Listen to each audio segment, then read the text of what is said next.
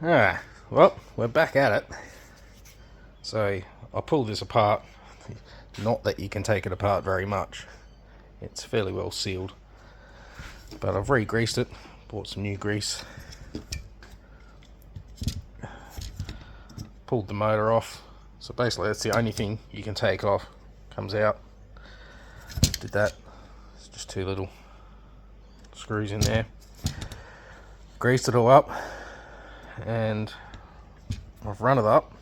It seems to be operating pretty smooth, so the next thing is put it back in the car.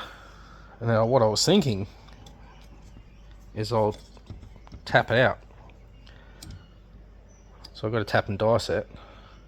I'll tap this out and put screws in there.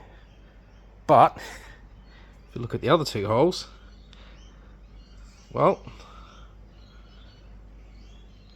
they're not round. So that's a bit of a pain in the ass.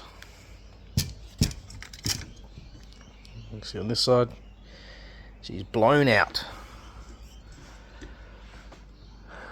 I don't know, I might be able to do it. I'll measure it up. So yeah, I just used some center punches here. Punch the rivets out. I don't know, I might be able to tap it. It'd be a hell of a lot better than bloody riveting the thing back in. That is such a pain in the ass. Anyway, we'll keep tinkering away with it. See what happens. Alright, so we've made some progress. We've actually tapped this one out. Look at that. Beautiful. But I've only got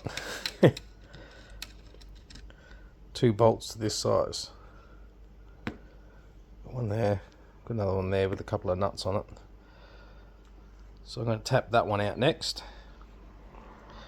These bottom two, I don't know. I don't know what we're going to do with them. But yeah, I found some 10 mils. I've got a little box here with a whole bunch of Holden parts, bolts, bits and pieces. I've got a wiring loom, that's for the boot and tail lights. I should get around and get that replaced because mine are pretty average. Anyway, I used to actually have a whole big container. It was a well, I can show you. It was a metal case like that one sitting up on the shelf. That's actually got my RC airplane controller in it, but it was like that, and it was full to the brim of all old school Holden bits and pieces. But it never made it down from Darwin when all my stuff got freighted down after I moved back down here to South Australia. And this is my cabinet. That is full of all sorts of bits and pieces. I might pull all this out and see if I can scrounge through that and find a few more bolts and bits and pieces and see what we can get done here. But yeah, old Australia post box. I have no idea how I ended up with that. I've had that for I don't even know how many years. Came from somewhere. Oh, one of my housemates or something over the years. But yeah, you can see I've got bits and pieces everywhere. Anyway, let's keep tinkering. Alright, so that was fun. So as you can see here, I've got it all sitting back in the car. I've got the glass in. I just need to attach. What I did is I loosely bolted this bracket in here, the slider for the lower part of the arm. I don't want to touch it. I don't want it to fall. I tried attaching that first before the window, blah blah blah. Yeah, that didn't work, so it slid out. But I've got the sliders in place on the front, and that's the rear, and that's the front side. So I'm gonna unbolt that bracket, attach it to the arm, get it up in place, and see how we go. So I got two of the rivet holes as they were, I managed to get the top two tapped, so I can thread them in.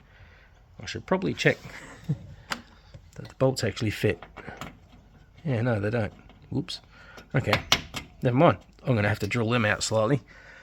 But the bottom ones, as you can see here, they were already rounded out, and the same on the wiper itself. Oh, wiper, my God. Can you even speak today? Let's try that again. So, I have to drill out these two top holes so I can get the bolts through, because I was able to tap the two top ones. The bottom ones are no-go. They will have to be riveted. So that's a bit of a pain, but whatever. I've got the window sitting back in there. Everything seems to